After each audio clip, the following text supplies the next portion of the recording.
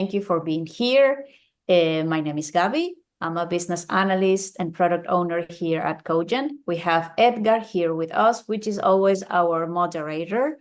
Edgar is an associate director here. And today we have Ryan Brown. He's a learning and development specialist. And today's topic is bridging the gap between learning and development teams and subject matter experts. I'm sure we will get very great inputs from him. He will have a chance to introduce himself in a bit. In the meantime, if you have any questions, you can either raise your hand, we will take your questions, or you can leave them on the chat section. We will also take them from there. Thanks again for being here. And Edgar, over to you. Thank you, Gabi. So I want to say that learning and education is something that I really have a passion for. More in terms of perhaps self-development, because I've been doing that for quite some time. But I'm really eager to know more about, all of these practical insights that Ryan can give us today, right? Especially even his background and the position that he's occupying nowadays. I'm really eager to know more about that. And any tips that he can share with us. That being said, over to you, Ryan. Please tell us more about yourself and a little bit about what your role consists of. Thank you. Yes, thank you very much, Ed. I appreciate it. I'm happy to be here. Just to put it quickly, my first quote-unquote career was in graphic design and what we used to call in the old days usability, around the time of the birth of the internet in the late 90s, mid 90s. And that led to several opportunities. When the economy kind of crashed in the US around the late 90s, 98, 99, things were kind of tough. I decided to make some changes. So I joined the US Coast Guard. I went out to sea and did search and rescue and some other stuff, and ended up being my specialty was I was a communicator, a comms person, radio, and so forth. But that presented an opportunity at one of my duty stations, one of my assigned locations. I went in there and they started me off on doing, the on-site required training, and it was really terrible. It was binders up on the wall, and they were like, "Okay, you start on the left and you move right. That's your training." And I was like, "Well, this could be better." And it was outdated. It was very difficult to participate in. So I sort of set my mind from the perspective of usability. I wasn't trained in learning and development or instructional design or anything at that point. So I asked the command if I could update it, and they said, "No, you're not qualified to do that." And I said, "What would I need to be qualified?" I said, "Well, you have to get certified and qualified in all the different roles we have here, and you need to become a watch officer, and you need to achieve this certain rank."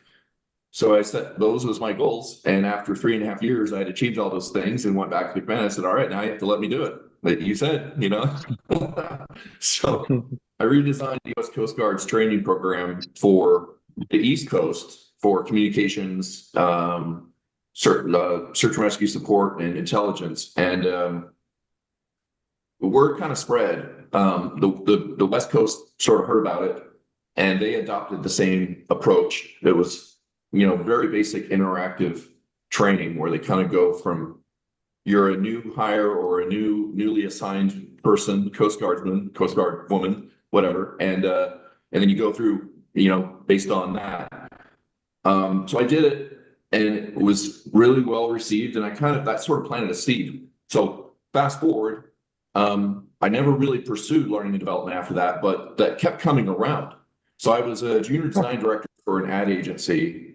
And because I had military experience and a clearance and all this other stuff, they gave me all the government contracts, and all of them were training related. And I'm kind of like, what's the deal? Like, this doesn't seem fair. This is not what I signed up for. So I learned then, just out of necessity, all things learning and development and how to do that in a government setting. That led to more opportunities. Then I switched to the private sector. And ever since then, I've been going into large organizations and helping them build their own learning and development capability in-house in order to avoid having to outsource, hire vendors and all that kind of stuff. And that brings us up to today. Most recently, I've been working for Google. Right now, I work for a cloud technology services company, and I'm consulting a financial technology company that specializes in loan management. So that's me in a nutshell. Wow. What a run. It's amazing. So I'm very curious about a lot of the points that you shared with us, Perhaps the first one would be, could you tell us a bit more about that process of redesigning a training program? I mean, what was on your mind at that point, and what kind of tools did you have to use, and how did you envision it at first? How was that process? Well, that's a great question. It's actually kind of funny because I've done about 3/4 of my undergraduate degree in user experience design, although it wasn't called that then because it didn't exist then. I did a customized undergraduate degree, an individualized studies degree, which I don't think a lot of people realize you can do that. You can sort of like take some business classes, some engineering classes, some media design classes, and merge it together. And as long as you get those department heads to sign off on it, you make your own degree. So I did that. All I had to go on was the book by Nielsen called "Don't Make Me Think" on usability. And that's sort of the precursor to user experience design. So I go to the Coast Guard Command. So now we're fast forward to around 2001, late 2001.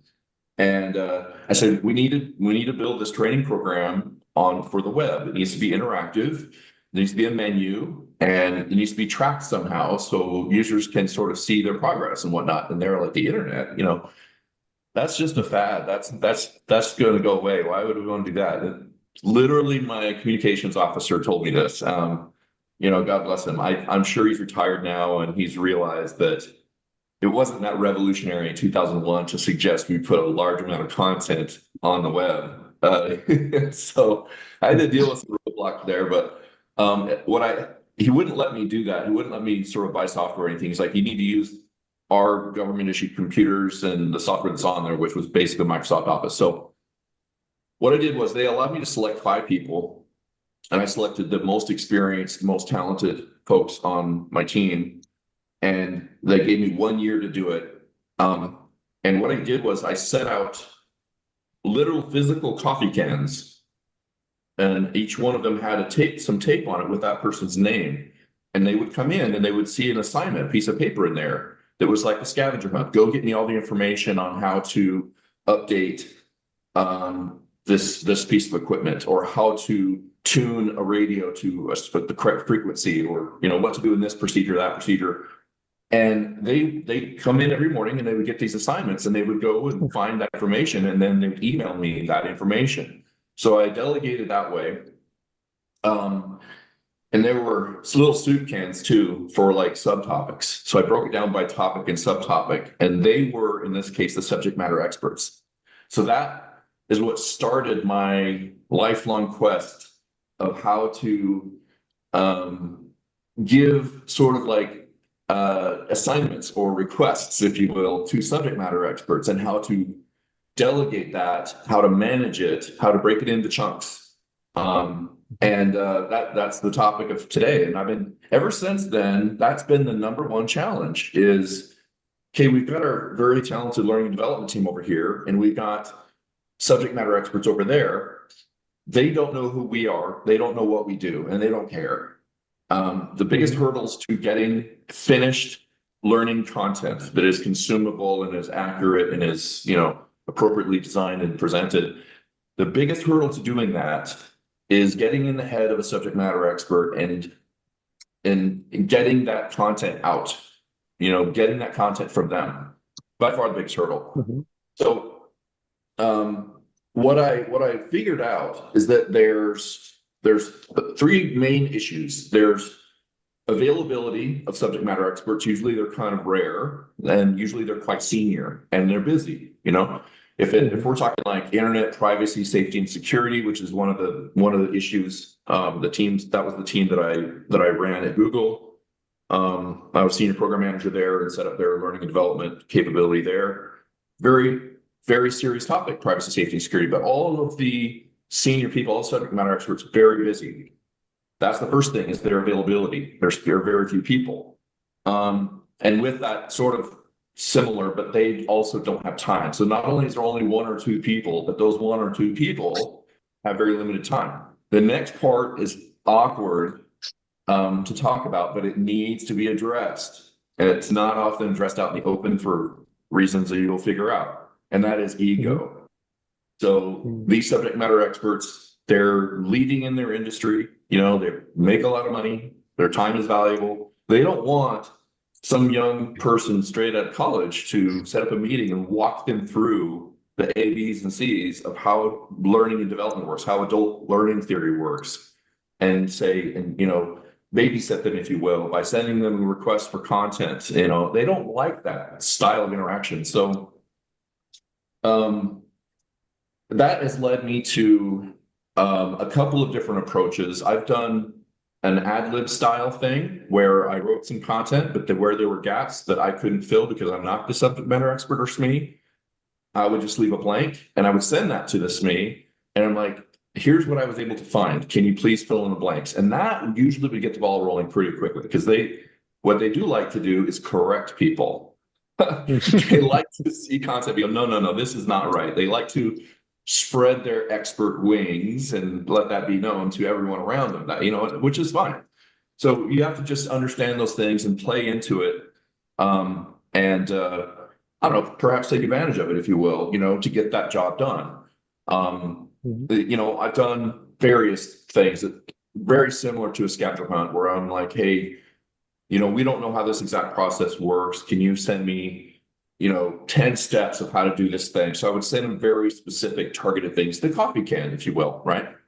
Same exact principle. And they're very responsive with that. But bridging the gap between learning development teams and subject matter experts is a big one. And what I have come up with, and soon the world will see it, hopefully, is a software tool that essentially walks them through each step. It's sort of like the learning and development team manager will first populate it. Let's just say it's a human resources training topic, like how to show empathy to a customer, you know, for customer support teams or whatnot. So there's the soft skills training.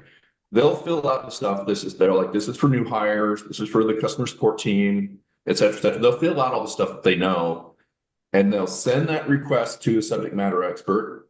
You know, they'll likely let them know, hey, this is coming, you know, just fill it out, piece of cake. They click on the link and they fill out the stuff. And it's the tool that I'm building is AI enabled, AI assisted. So there's some suggestions based on the topic. And they can select those, or they can select it and edit it, add stuff to it. So it really walks them through each step, one step at a time, i.e. the coffee cans. I should probably name it coffee cans, but I don't know. But that's there to help them to be able to tackle a learning and development project one piece at a time. And, you know, there's other stuff in there, kind of like, you know, email reminders. Oh, hey, this needs to be filled out by Thursday or something like that. So it kind of helps them keep track of it all and stay on track. So that's how I approach it. Wow. I think it's brilliant. I mean, that coffee can strategy, it's something that I would really be willing to, you know, to put into practice.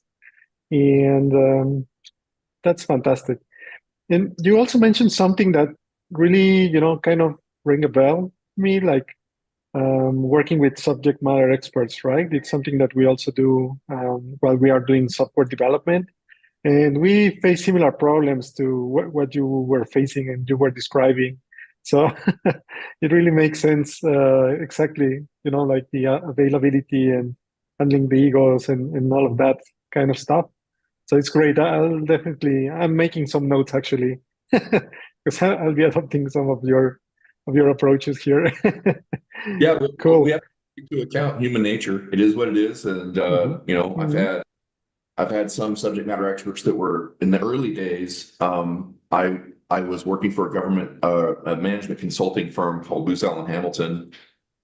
Pretty well known. They've been around a couple of 100 years. They've been around forever. But I was working for them, supporting a Department of Defense intelligence agency, and I went in there to set up their, you know, in-house interactive learning and development capability. And all of the instructors were brick and mortar instructors, facilitators, and they're for their whole careers, 10 years plus, after they left the field and became a facilitator or instructor, they were in a building. They would fly people in from all over the world, the learners, put them up in hotels, and it'd be a 5-day long learning thing, and they've broken out based on those 5 days.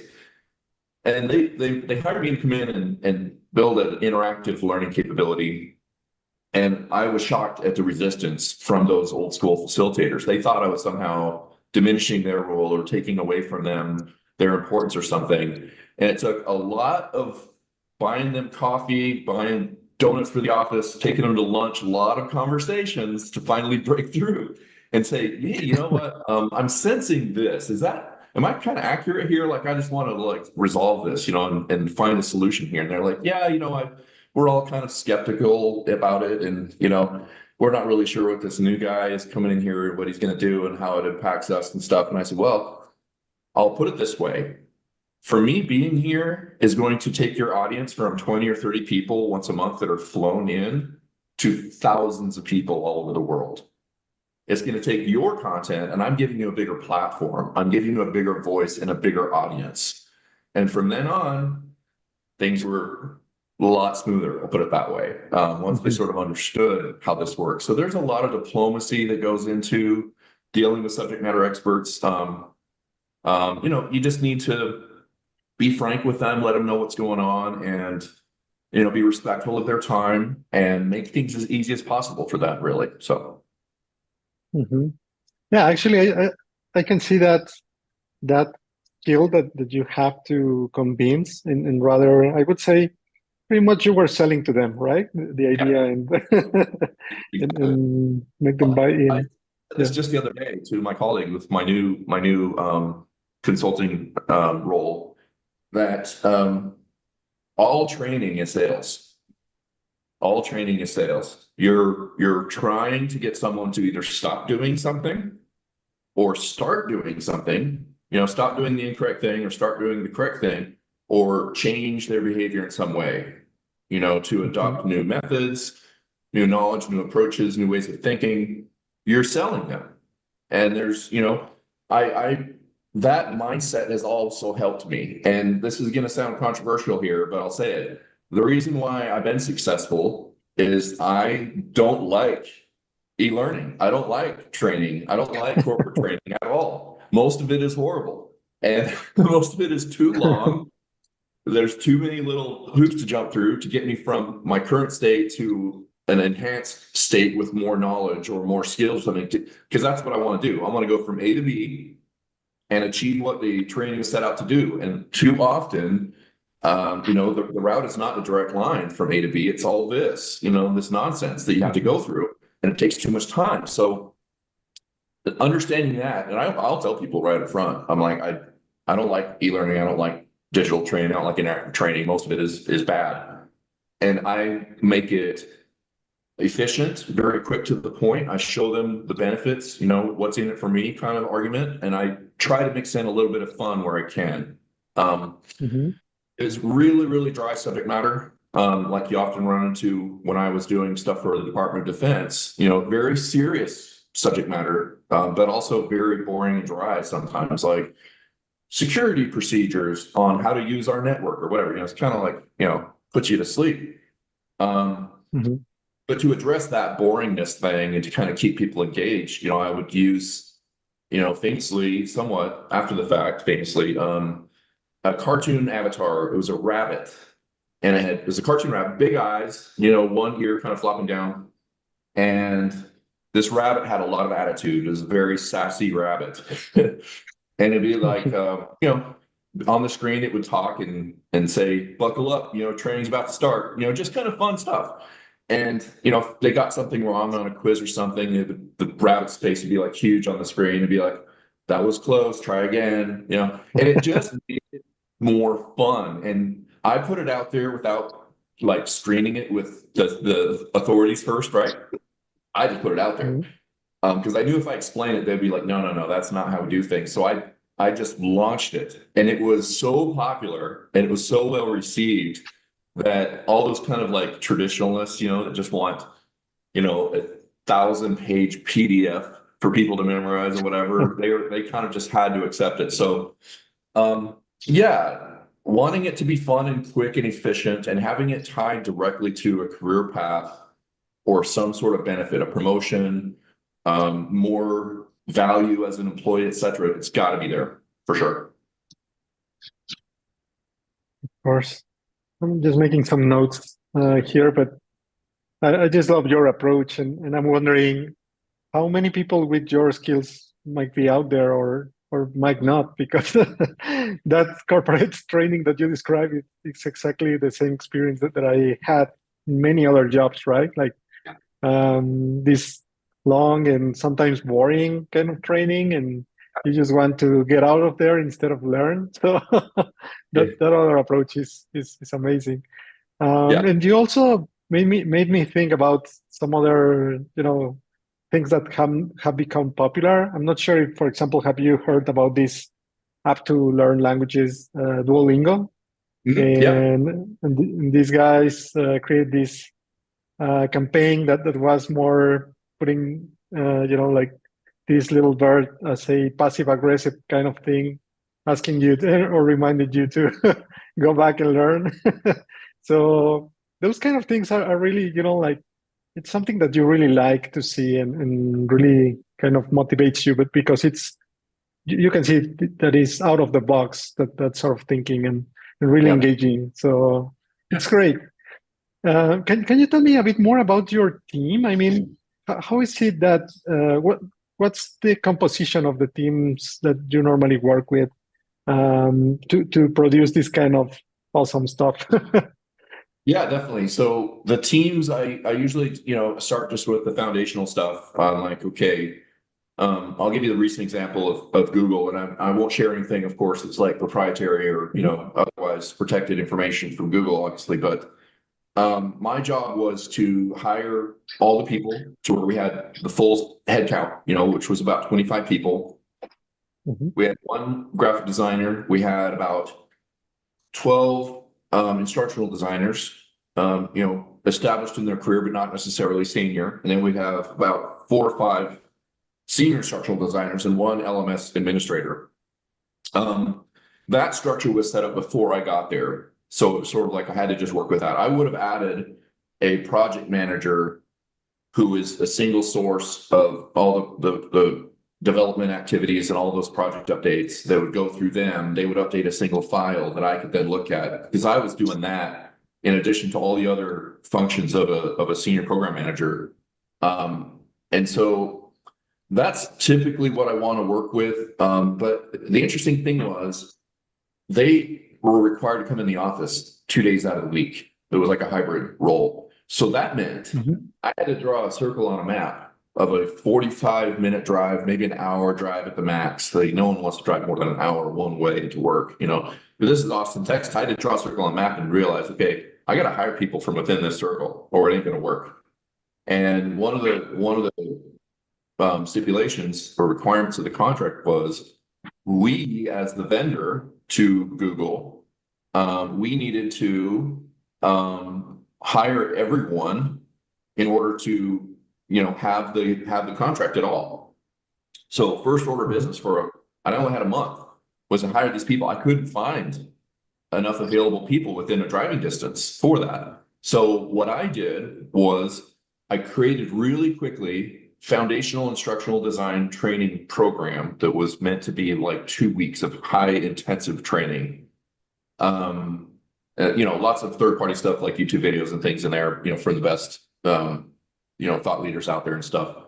But I went to the company and I said, I'm not finding enough people. I'm like 6 people short, and this deadline's coming up. And these are like, I'm talking to a director and a vice president and some other very high ups in the company I was working for. And I said, I would, as a program manager, I could kind of make decisions. Like, I don't necessarily need to ask permission for stuff, but I wanted to let them know my strategy. I said, okay, here's what I'm going to do.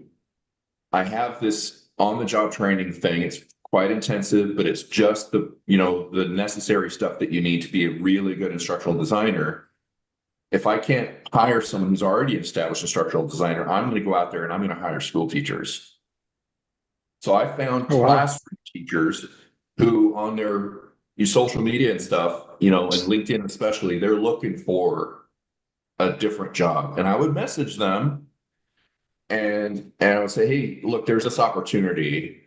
I would like you to apply. We're looking for the best school teachers out there. They're kind of looking for a career change.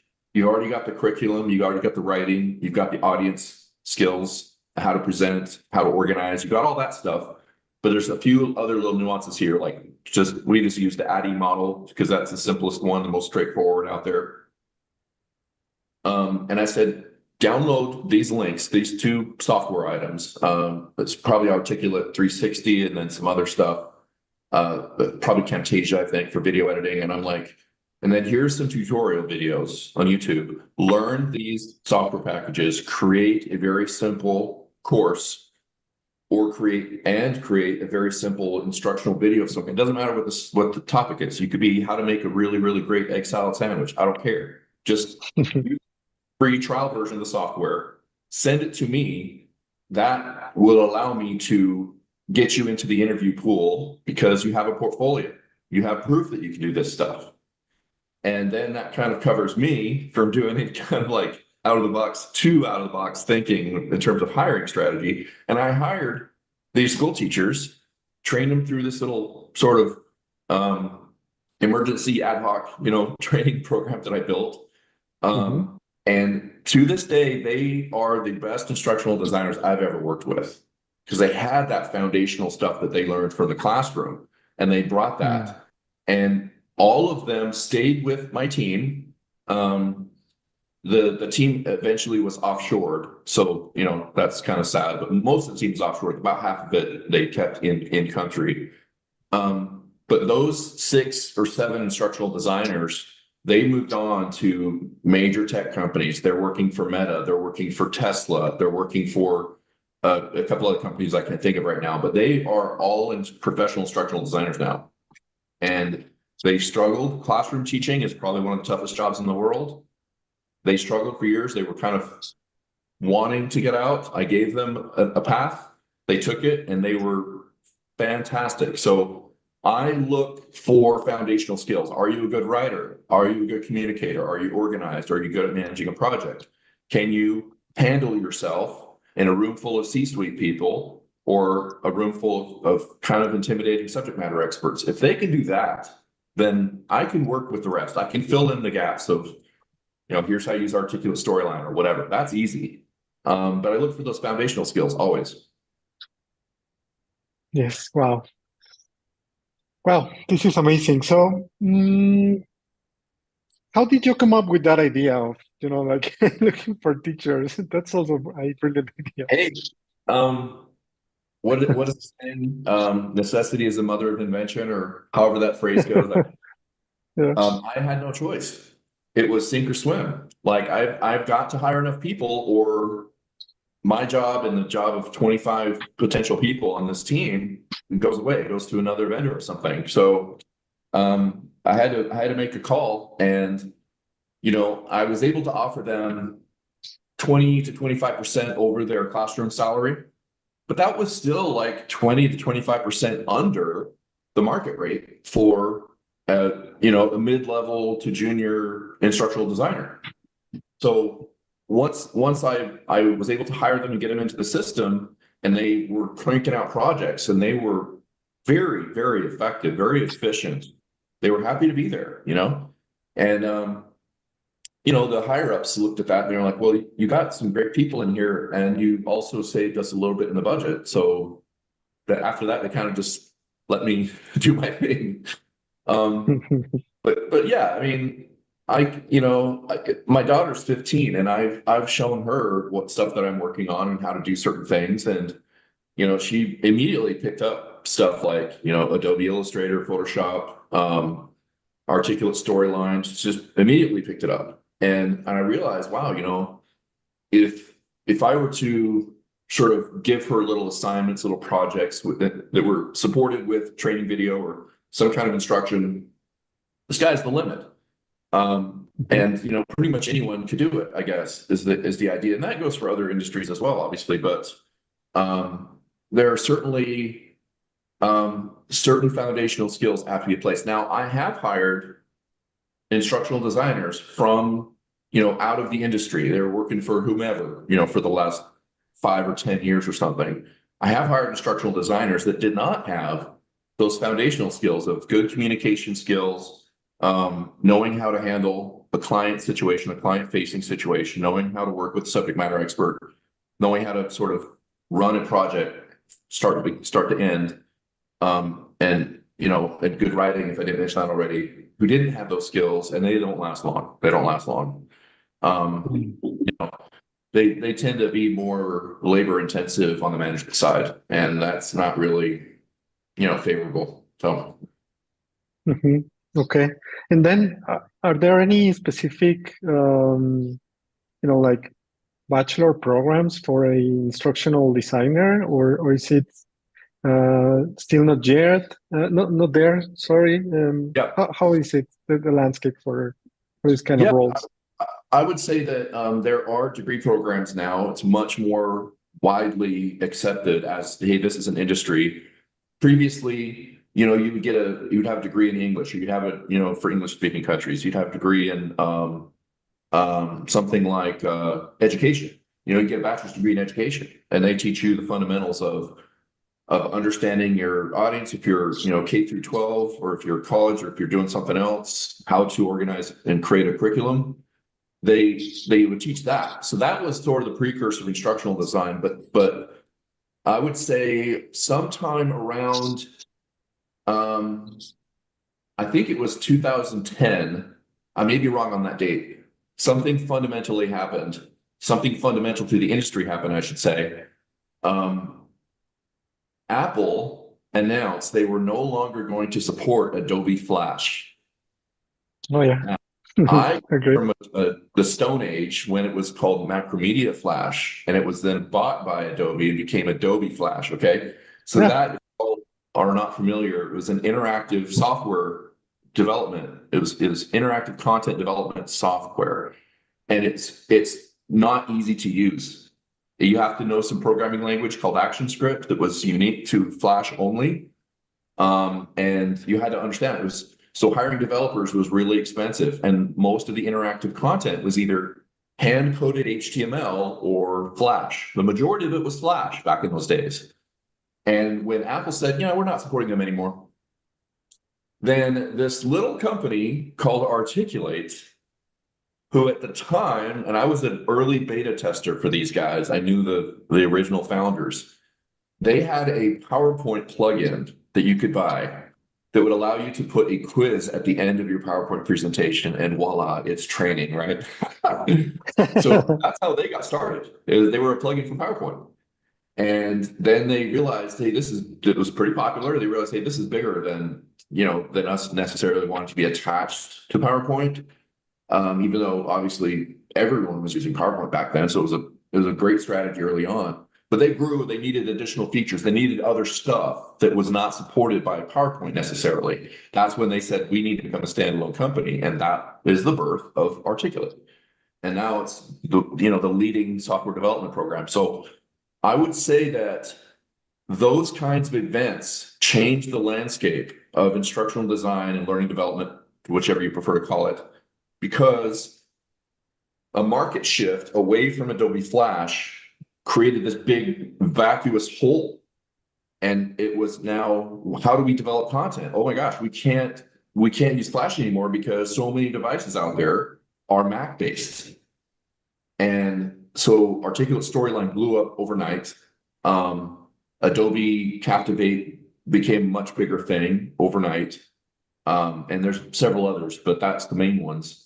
And that Articulate having their foundation in PowerPoint, and you can still see it today. You download the latest version of Articulate 360 and you open Storyline.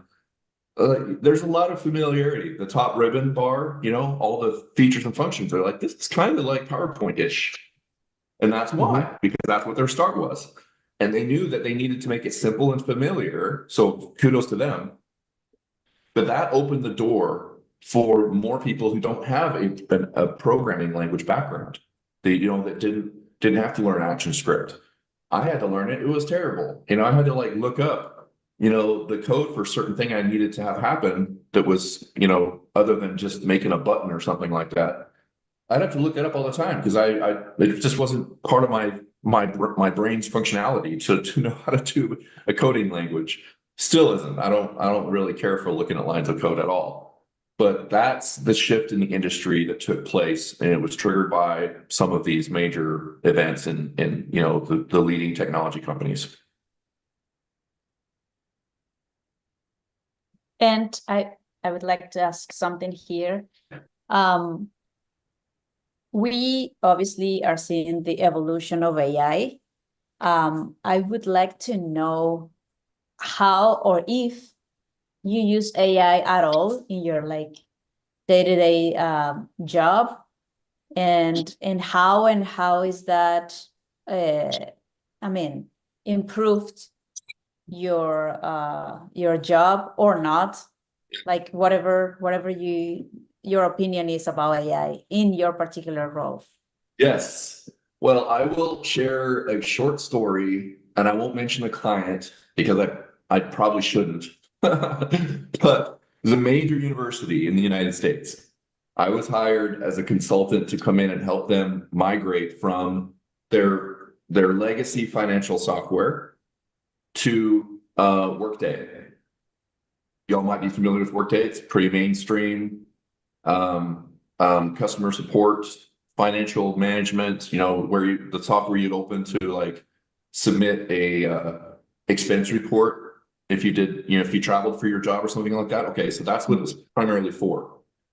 But it has tons of other functionality: hiring, managing a budget, etc. Workday is huge, absolutely huge. I only used it in a limited basis with companies that I worked for as a user for expense reports. Primarily was the only thing I used it for.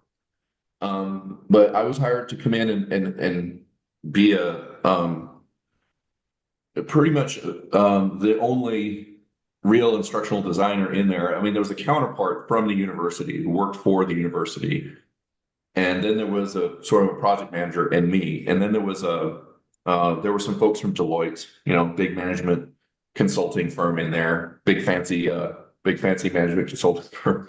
Similar to Booz Allen Hamilton where I worked, but I think they're actually a competitor to Booz Allen Hamilton. But anyway, they were all in there, and my goodness. So my experience was that, and I'm not poking a stick at them, but I will just say that, they are there obviously in their own interest to, maintain their contract and build more business. That's just how it is. You're there to make money. You're there to have a foot in the door and stay there, right? So fine. But when that's your motivation, you tend to dazzle the client with complexities. I'm just saying this is just the nature of the business, and that dazzling them with complexities and doing all these extra analysis and this and that, it makes them irreplaceable. It makes them more important in the eyes of the client. Now, I'm not into rocking the or anything like that, but I did that in my role. I executed my role in such a way that made things interesting for the Deloitte team, because there's 6 people supporting this, and then me. I was brought in under a different contractor company. So I used AI to create workflows for me in Workday. Said, I'm an employee and I'm new to Workday. This is the prompt. I have to file an expense report for travel that includes flight, hotel, and per diem meals. Can you give me every single step, start to finish, in Workday, version whatever, on how to do this? And ChatGPT or whatever AI tool I was using would give me those workflows. I would then log into Workday. I would use Scribe. That's an AI assisted or an AI enabled tutorial building tool based on screenshots. So I would have my printout of the workflow over here, which I emphasize, I did not know Workday. I only used it as a low-level sort of employee, a low-level Workday person. I was not an expert in any way, shape, or form. So I have little printouts over here. I'm using Scribe to record my screen. I'm walking through these workflows one step at a time, provided by ChatGPT. Scribe is recording my mouse movements and clicks. They automatically generate a tutorial PDF with captions under each stream that I can go in and edit and say, first click here, fill out your information, make sure you fill out all of the required fields, then hit submit or whatever the instructions were. You know, I typed that in there. I also used Well-Said Labs. There's also 11 labs or something like that, you know, they're out there. I'm not pitching one or the other. I'm just saying that I just happened to use Well-Said Labs. That was approved vendor by Google. So I did, and I'd get my text from ChatGPT. I would make it more human voice. I would drop it in Well-Said Labs. They would give me it's actually human voices that are used by Well-Said Labs to create the voiceover.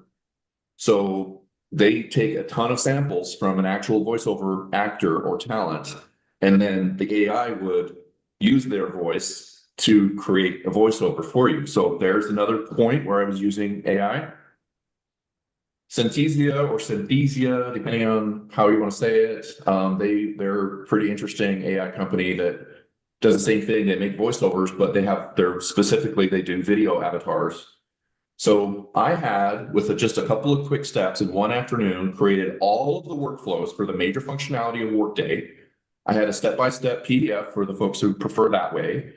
And then I had also a little avatar at the top corner, walking them through each step with voiceover of how to do it. And I broke it all out so they could select it based on topic. You know, click here to view a tutorial on how to do your expense report. I did that myself in a couple of days.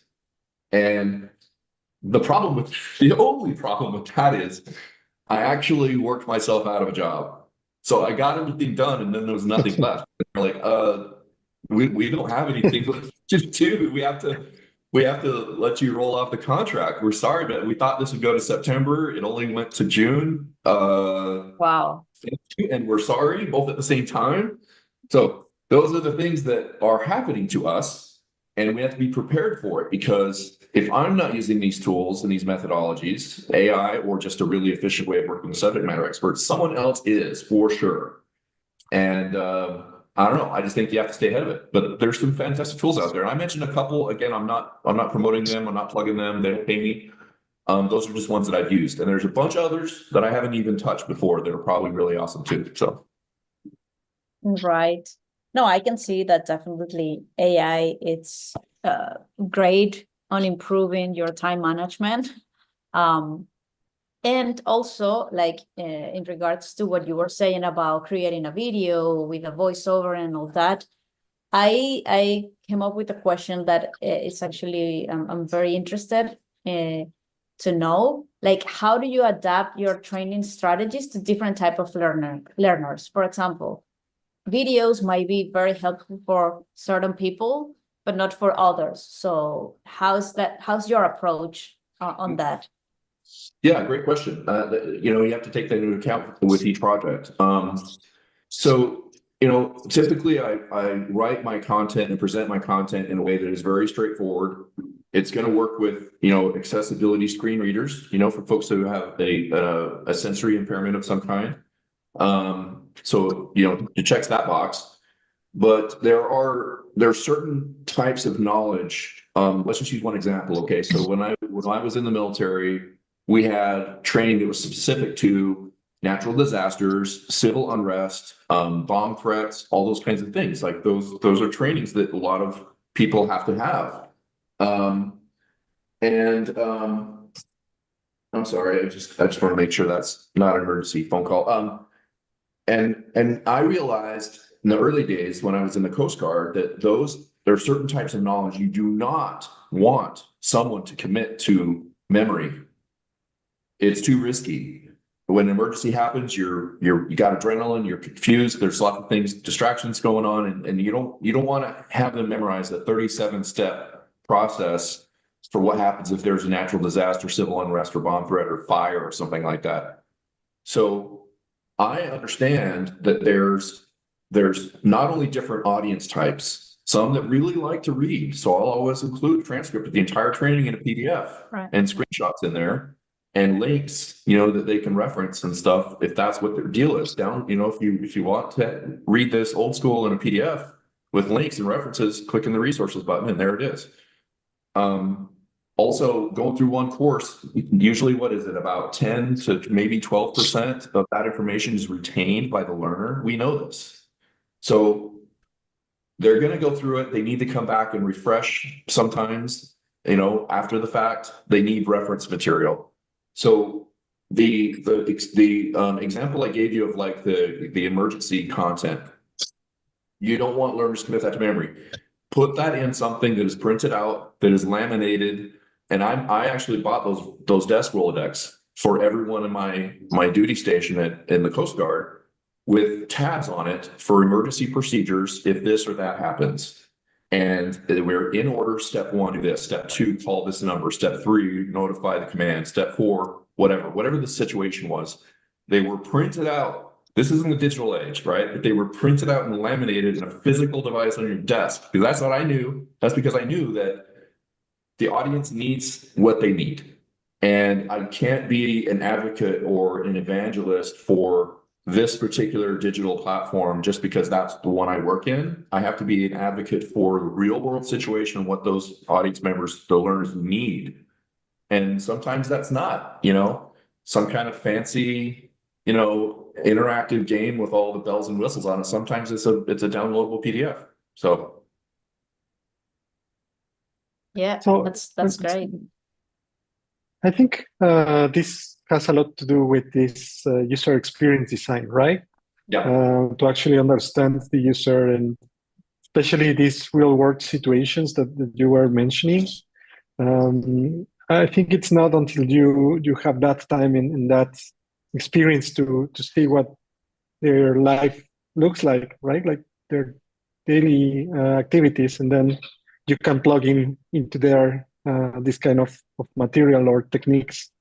So that sort of analysis, it's fantastic. So what about those workshops? Do you make any kind of workshops to better understand your audience, or how do you get to know them better once that you have an assignment or a particular position or role to Great question. you know? You have to have those conversations, and it needs to be personal. That's where, I mentioned you have to be sort of a diplomat. You have to be an ambassador to some end goal, and you need to make that clear. You need to let them know why you're there. Between 2018 and 2022, right in that time, 2023, in that time frame, I was working for a bank. I was a training coordinator for a central bank, and that central bank financed and supported all of their affiliate banks or associate banks, and there was like dozens of them, right? So probably 30,000 end users, and they were migrating from their old financial management software to a new one that was customized. It was built by a vendor, so it's not like Workday or a regular CRM software. Wasn't like that. It was custom. So, but we had when the software was being developed and we're about 2 months away from deployment, we had one of those events, kind of a corporate event. And I think it was in Denver, Colorado. So we all flew out there. It was an overnight thing, lunch and dinner and, et cetera. It was hosted by the central bank, which I was an employee. I was a contractor consultant for them. And all of the C-suite of all of those associate banks came out, and, big, huge conference center type thing. I went around to each table and introduced myself. And I said, me personally, myself, I am the one who is responsible for building effective training and deploying it to you all, so you can have continuation of business. You can continue to service and manage loans. You can bring on new customers with the least interruption as possible. We're going to deploy, you're going to install it, you got all the support people there and stuff, but I'm the one writing and producing and training. And I sat there and I told them this, and I asked them, what would be something good for you to have? What do you want? What do you need? And you give them a minute, and sometimes they don't really know. You're popping a question, they're not really prepared. So sometimes you have to kind of like get them thinking. And I said, here's what's worked in the past or whatever. And I kind of give them some examples. And then all of a sudden you get everyone chiming in saying, yeah, sometimes the training If it's just a long linear video, I just get so bored and I get distracted and I can't retain all the information. So if it's broken up in small bits based on topic and something that I can look at, maybe download resources, so like step-by-step tutorials of how to originate a loan or how to change interest rates on something or whatever the situation is. If there are step-by-step things that I can look at and bookmark them, if you will, in the LMS or make a note of it, print out something for future reference. That's what I need. So I took that back to my desk back here in Austin, and I incorporated all that feedback. You have to have those conversations. There's no way around it. And oftentimes, people will tell you something unexpected, you know. Oftentimes you realize, you know, here we are, 2024, we're in the information age, you know, things are changing really quickly, but sometimes people just want an easily referenced or easily searchable or easily accessible step-by-step, you know, instructions for how to do a certain thing until they get the muscle memory in there. So you just have to have that conversation. Cool. I do So I have have, one. yeah, go Gabby, ahead. go ahead. Oh, okay. No. I think, can yeah, it'll be probably the last one. And based on our conversation so far, we talked about good communication skills. You mentioned an educational background, like in education.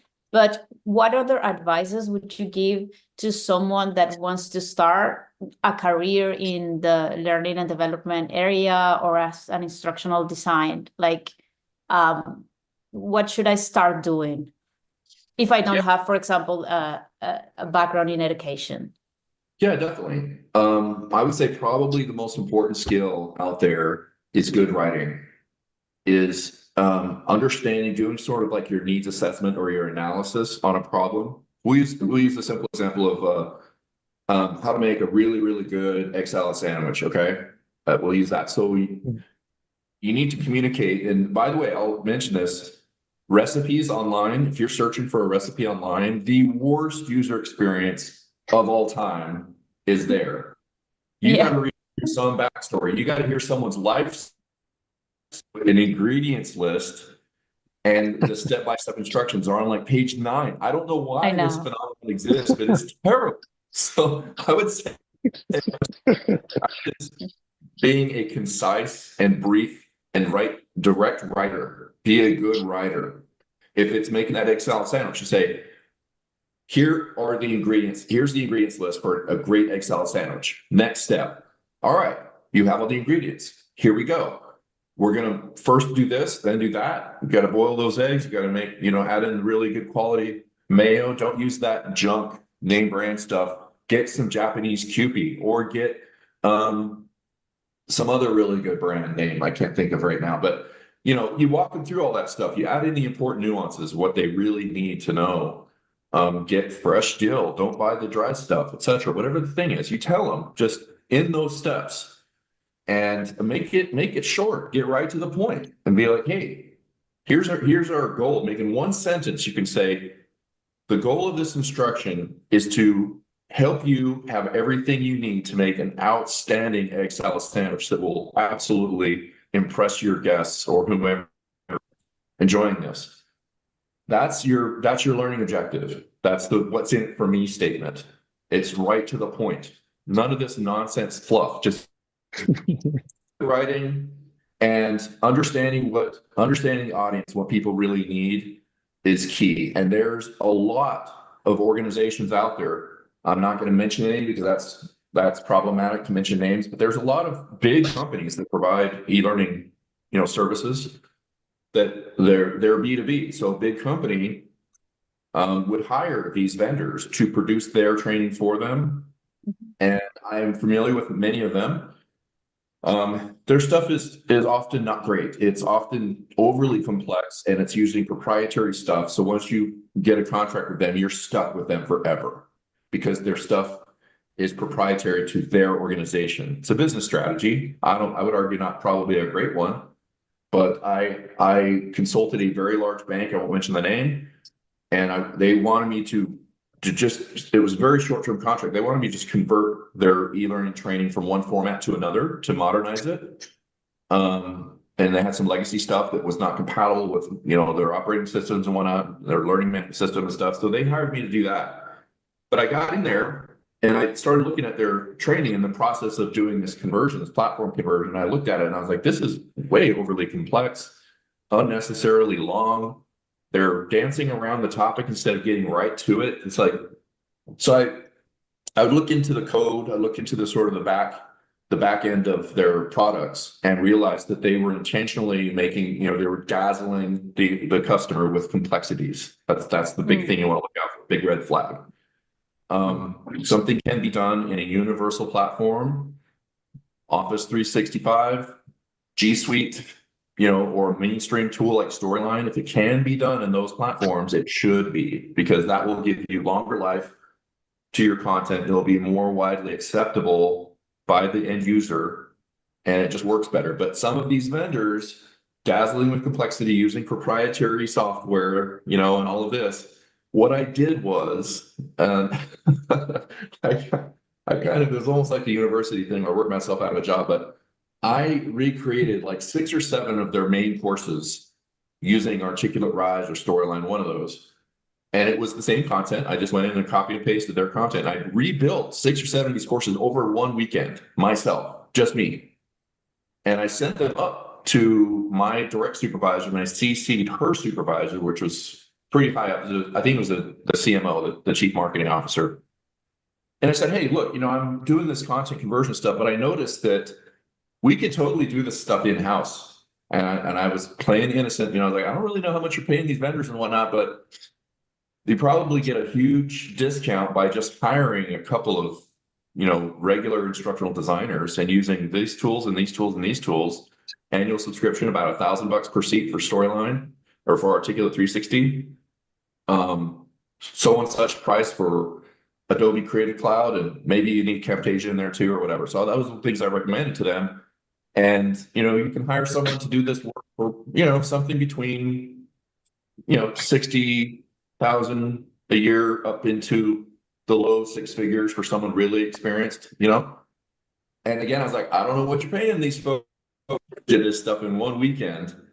And that's sort of proof that someone else can do it too.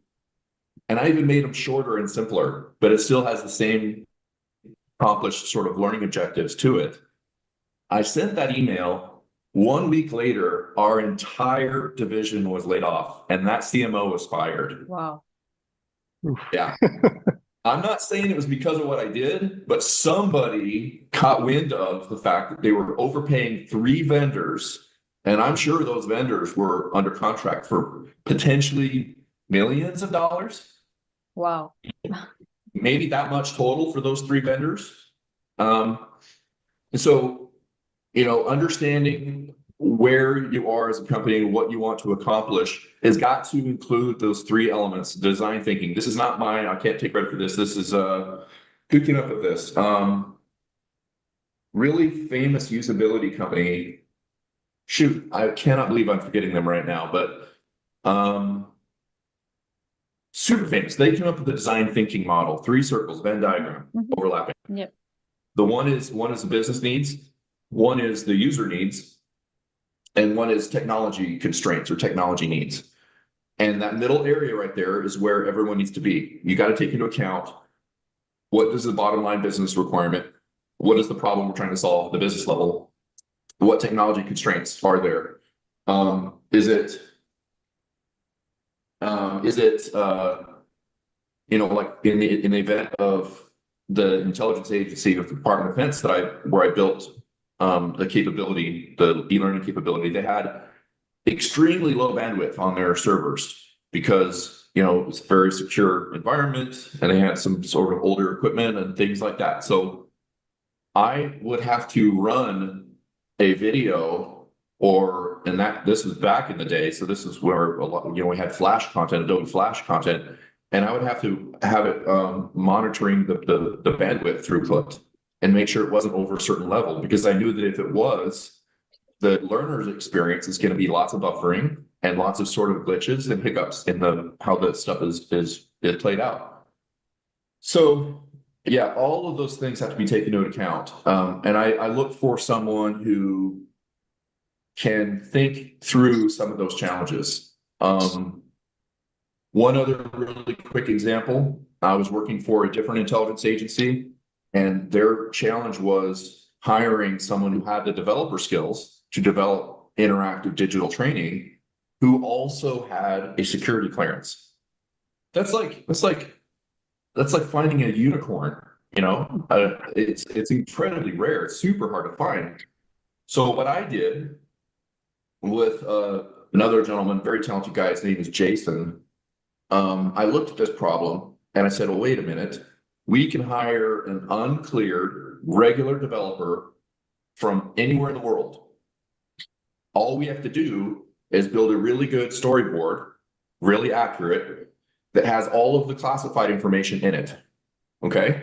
Then I make a copy of that and I swap all that content out. I keep the structure, you know, we need 3 topics with this page just has text, this page just has a video, this page has an interactive game or whatever. I swap all that out with nonsense stuff, how to change a car tire or something, you know, and as a template. And the thing is, I linked each content area text box to a text file on my desktop. Okay. So I was able to send that out to an uncleared developer at a fraction of the cost, because someone who's a developer who also has a clearance, big money. And they would build the course out entirely using my fake content. I would then bring it into my desktop and I would change one line of code, and it would then swap all their content with the classified content in that developed environment. And presto, we have a course. And yeah, I didn't get any credit for that, but that was pretty, I think a pretty good solution to a really, really tough challenge, and saved a lot of money, and we got the job done. But it's one of those things where it shook up the infrastructure of the company that I work for so much, because they're like, wait a minute, we can do this. Like, we don't have to build a client, you know, millions of dollars to bring in these top dollar developers who also have clearances. It sort of shook up the business plan, if you will, so much that I think they kind of just didn't really want to make a big deal out of it, because it sort of, you know, might interfere with their plans for the future, if you will. But that's another example.